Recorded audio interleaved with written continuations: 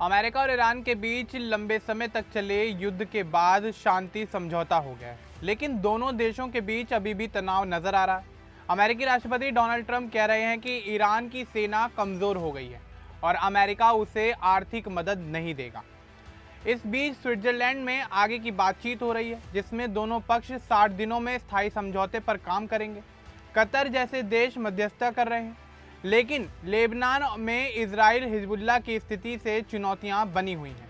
यह स्थिति पूरी दुनिया की अर्थव्यवस्था और सुरक्षा को प्रभावित कर रही है। तो चलिए आगे बढ़ते हैं और आपको विस्तार से बताते हैं कि आखिर क्या है ये पूरा मामला। दरअसल अमेरिका और ईरान के बीच कुछ महीने पहले युद्ध शुरू हुआ था। इस युद्ध में दोनों तरफ से हमले हुए, जिससे ईरान की कई सैन्य जगहें प्रभावित हुई। स्ट्रेट ऑफ हॉर्मुज पूरी तरह से बंद हो गया, जिससे दुनिया भर में तेल की सप्लाई काफ़ी ज़्यादा प्रभावित हुई और कीमतें बढ़ गईं। इस युद्ध के बाद दोनों देशों ने बातचीत शुरू की। जून 2026 में ईरान और अमेरिका के बीच एक शुरुआती समझौता हुआ, जिसे मेमोरेंडम ऑफ अंडरस्टैंडिंग कहा जाता है।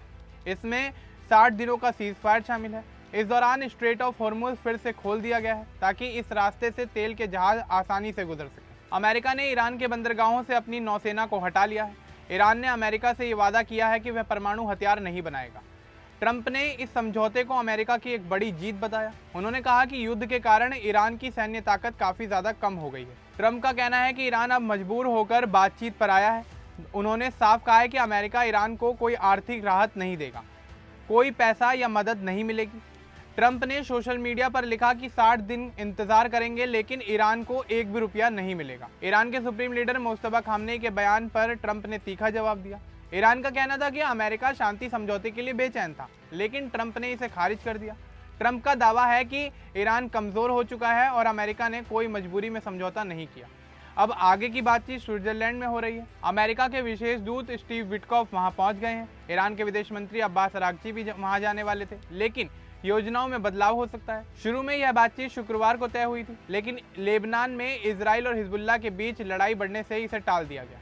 अब शनिवार या उसके बाद बातचीत हो सकती है। कतर इस पूरी प्रक्रिया में अहम भूमिका निभा रहा है। कतर के प्रधानमंत्री मोहम्मद बिन अब्दुल रहमान अल थानी स्विट्जरलैंड पहुंच चुके हैं। कतर अमेरिका और ईरान के बीच बातचीत कराने में मदद कर रहा है। स्विट्जरलैंड भी मेज़बान के रूप में सहयोग दे रहा है। यह समझौता स्थायी शांति की ओर पहला कदम माना जा रहा है, लेकिन कई मुद्दे अभी भी बाकी हैं। ईरान का परमाणु कार्यक्रम सबसे बड़ा मुद्दा है। ईरान को यूरेनियम संरक्षण कम करना होगा और अंतर्राष्ट्रीय एजेंसी IAEA की निगरानी स्वीकार करनी होगी।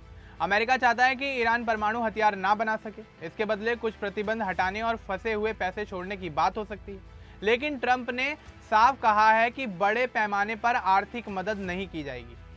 युद्ध के दौरान इजराइल ने भी ईरान पर हमले किए थे। इजराइल इस समझौते से खुश नहीं है, क्योंकि उसे लगता है कि ईरान अभी भी खतरा बना हुआ है। लेबनान में हिजबुल्लाह के साथ लड़ाई जारी रहने से बातचीत प्रभावित हुई। ईरान चाहता है कि लेबनान में भी पूरी शांति हो। इजराइल ने कहा है कि वह अपनी सुरक्षा के लिए ज़रूरी कदम उठाएगा। अमेरिका से भी समझौते को लेकर अलग अलग राय सामने आ रही हैं। कुछ लोग इसे अच्छा कदम मानते हैं, क्योंकि इससे तेल की सप्लाई फिर से शुरू हो गई है और अर्थव्यवस्था को नुकसान कम हुआ, लेकिन कुछ का कहना है कि ईरान को ज़्यादा छूट दे दी गई है। उपराष्ट्रपति JD वेंस ने कहा कि यह समझौता ईरान की क्षमता को कम करने में सफल रहा है। पूरी दुनिया पर इस घटनाक्रम का काफ़ी गहरा असर पड़ रहा है। तेल की कीमतें पहले बढ़ी थी, अब स्थिर हो रही हैं। कई देश इस बातचीत को करीब से देख रहे हैं, क्योंकि मिडिल ईस्ट की स्थिरता पूरी दुनिया से जुड़ी हुई है। सऊदी अरब, तुर्की जैसे देश शांति चाहते हैं। ट्रंप की रणनीति सख्त रही है। उन्होंने पहले ईरान पर दबाव बनाया और फिर बातचीत का रास्ता खोला गया। ईरान की अर्थव्यवस्था युद्ध से प्रभावित हुई है, इसलिए वह भी समझौते की ओर बढ़ा, लेकिन दोनों तरफ अविश्वास बना हुआ है। ईरान कहता है कि वह अपनी संप्रभुता और अधिकारों की रक्षा करेगा। 60 दिनों की यह समय सीमा बहुत महत्वपूर्ण है। इस दौरान दोनों देश अपने परमाणु मुद्दे, मिसाइल कार्यक्रमों, क्षेत्रीय सुरक्षा और प्रतिबंधों पर विस्तार से बात करेंगे। अगर सहमति बनी तो स्थायी शांति हो सकती है, वरना तनाव एक बार फिर से बढ़ सकता है। कतर की भूमिका काफ़ी सराहनीय रही है।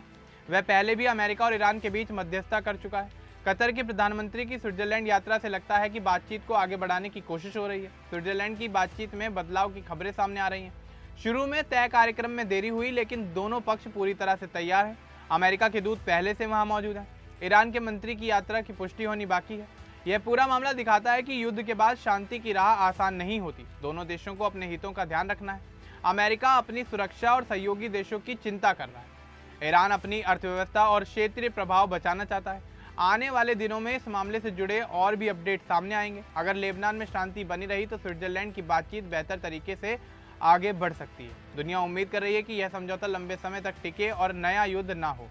ट्रंप का बयान साफ है, कोई पैसा नहीं, कोई राहत नहीं, बिना शर्तों के। ईरान को अपनी कमजोरियों को स्वीकार करते हुए आगे बढ़ना होगा। दोनों पक्षों की बातचीत से तय होगा कि यह शुरुआती समझौता कितना मजबूत साबित होता है। इस घटनाक्रम से ये सीख मिलती है कि कूटनीति और दबाव दोनों अपना महत्व रखते हैं। अंतर्राष्ट्रीय समुदाय इस पर अपनी नज़र बनाए हुए है। देखना यही होगा कि आने वाले समय में अब इस मामले को लेकर क्या कुछ अपडेट सामने आता है। अब इस पूरे मामले को लेकर आपका क्या कुछ कहना है हमें कमेंट बॉक्स में जरूर बताएं। बाकी इस तरह के और अपडेट्स के लिए हमारे चैनल को सब्सक्राइब करना ना भूलें। धन्यवाद।